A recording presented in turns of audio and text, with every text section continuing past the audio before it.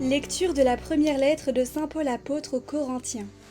Frères, le Christ ne m'a pas envoyé pour baptiser, mais pour annoncer l'Évangile, et cela sans avoir recours au langage de la sagesse humaine, ce qui rendrait vaine la croix du Christ. Car le langage de la croix est folie pour ceux qui vont à leur perte, mais pour ceux qui vont vers le salut, pour vous, il est puissance de Dieu. L'Écriture dit en effet: je mènerai à sa perte la sagesse des sages, et l'intelligence des intelligents, je la rejetterai. Où est-il le sage? Où est-il le scribe? Où est-il le raisonneur d'ici-bas?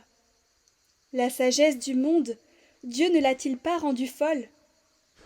Puisque, en effet, par une disposition de la sagesse de Dieu, le monde, avec toute sa sagesse, n'a pas su reconnaître Dieu, il a plu à Dieu de sauver les croyants, par cette folie qu'est la proclamation de l'Évangile.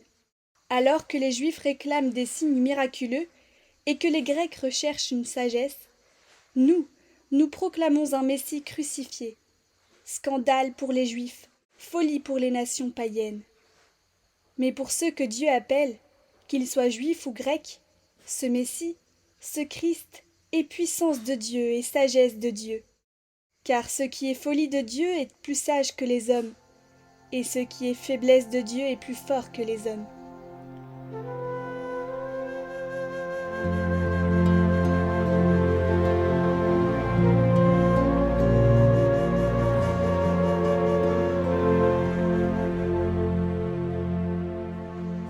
Toute la terre, Seigneur, est remplie de ton amour. Criez de joie pour le Seigneur, homme juste. Homme droit, à vous la louange. Rendez grâce au Seigneur sur la cithare, jouez pour lui sur la harpe à 10 cordes. Oui, elle est droite la parole du Seigneur. Il est fidèle en tout ce qu'il fait. Il aime le bon droit et la justice. La terre est remplie de son amour. Le Seigneur a déjoué les plans des nations, anéanti les projets des peuples. Le plan du Seigneur demeure pour toujours, les projets de son cœur subsistent d'âge en âge.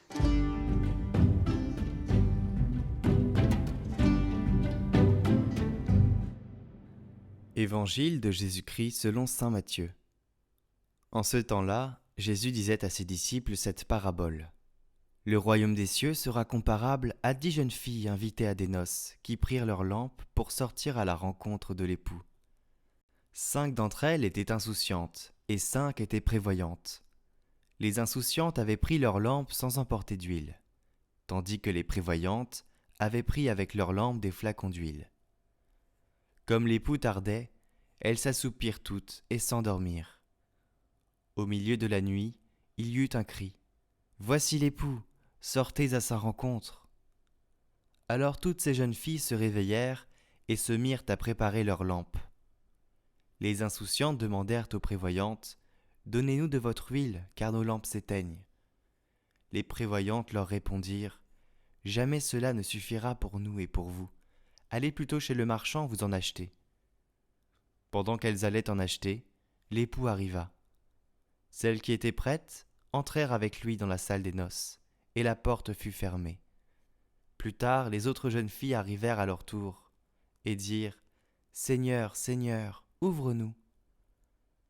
Il leur répondit « Amen. Je vous le dis, je ne vous connais pas. Veillez donc, car vous ne savez ni le jour, ni l'heure. »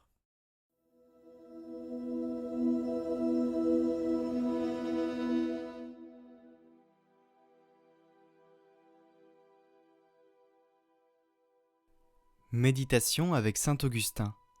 Apprendre l'humilité pour connaître le vrai bonheur. Prenez mon joug sur vous et apprenez de moi.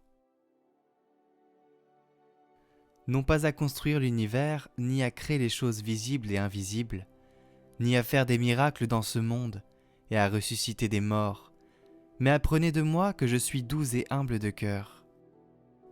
Vous voulez devenir grand? Commencez par vous faire petit. Vous songez à construire un édifice d'une grande hauteur? Songez d'abord au fondement qu'est l'humilité. Celui qui se propose d'élever un édifice massif creuse d'autant plus les fondations que la bâtisse sera plus considérable. Quand on construit l'édifice, on s'élève en hauteur, on s'abaisse au contraire en creusant les fondations. L'édifice s'abaisse donc avant de s'élever, et son abaissement doit précéder le fait de son élévation. Quel est le fait de l'édifice que nous entreprenons de construire ? Jusqu'où doit s'élever le sommet de cet édifice ? Je le dis tout de suite, jusqu'à la vue de Dieu. Vous voyez quel but élevé, quelle fin sublime, voir Dieu. Celui qui désire ce bonheur comprendra ce que je dis et ce qu'il entend. Ce qui nous est promis, c'est la vue de Dieu, du Dieu suprême. Le vrai bonheur, en effet, c'est de voir le Dieu qui nous voit.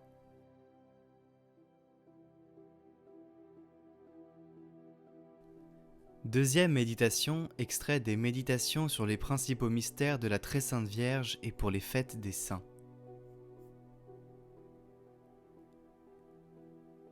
Se représentait saint Augustin au moment où, cédant enfin à la grâce qui le pressait, il prit la résolution de revenir à Dieu.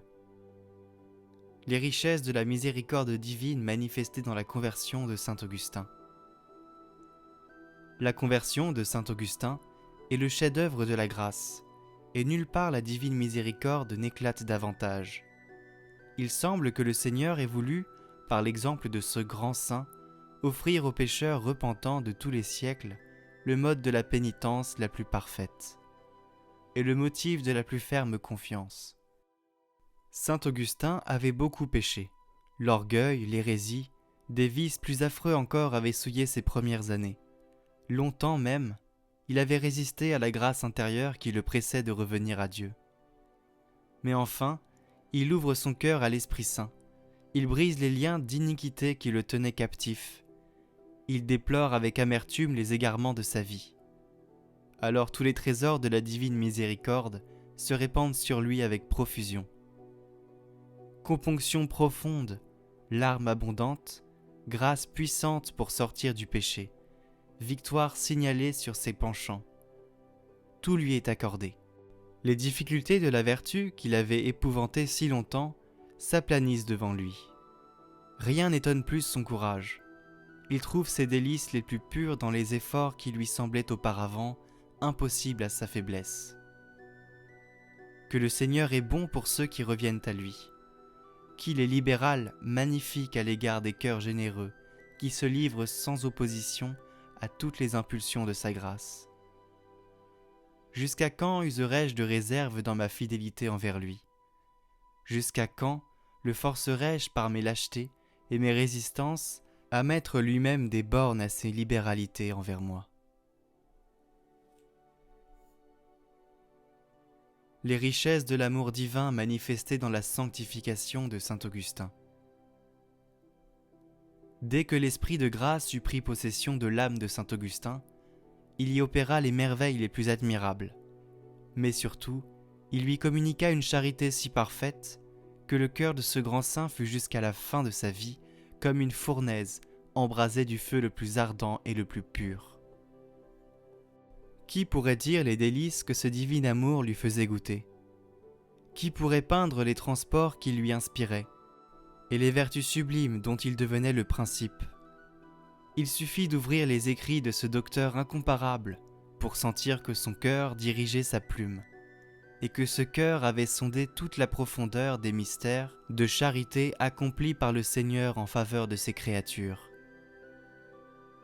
Ah, si mon cœur, comme celui de ce grand saint, savait se dégager de l'amour-propre et de toute affection créée, il aurait part aussi aux communications de celui de Jésus, et mesurerait la hauteur, la profondeur, la longueur et la largeur de son amour pour nous. Qu'odeur adorable, toute mon espérance est en vous. Accordez-moi ces grâces fortes et puissantes qui seules peuvent m'élever au-dessus de moi-même et me rendre digne de vos faveurs. Nous pouvons dans notre cœur remercier le divin cœur de Jésus, de tous les trésors de grâce qu'il a rassemblés dans le cœur de saint Augustin, lui offrir les mérites de ce saint docteur, lui demander par son intercession la grâce d'une conversion parfaite et d'un ardent amour pour sa divine majesté. Nous pouvons prendre une résolution me vaincre généreusement en ce qui me coûte le plus, faire toutes mes actions par amour. Nous pouvons maintenant demander à Dieu qu'il nous donne cet amour. Mon Dieu, donnez-moi votre amour. Et nous finirons par une prière. Recevez, Seigneur, toute ma liberté sans restriction. Daignez accepter toute ma mémoire, tout mon entendement, toute ma volonté. Je n'ai rien, je ne possède rien qui ne soit un don de votre libéralité. Je vous remets le tout. J'abandonne le tout sans réserve à votre volonté, afin que vous en disposiez comme il vous plaira. L'unique chose que je vous supplie de m'accorder avec votre grâce, c'est un véritable amour pour vous. Si je l'ai, je suis assez riche et je ne demande rien de plus. Amen.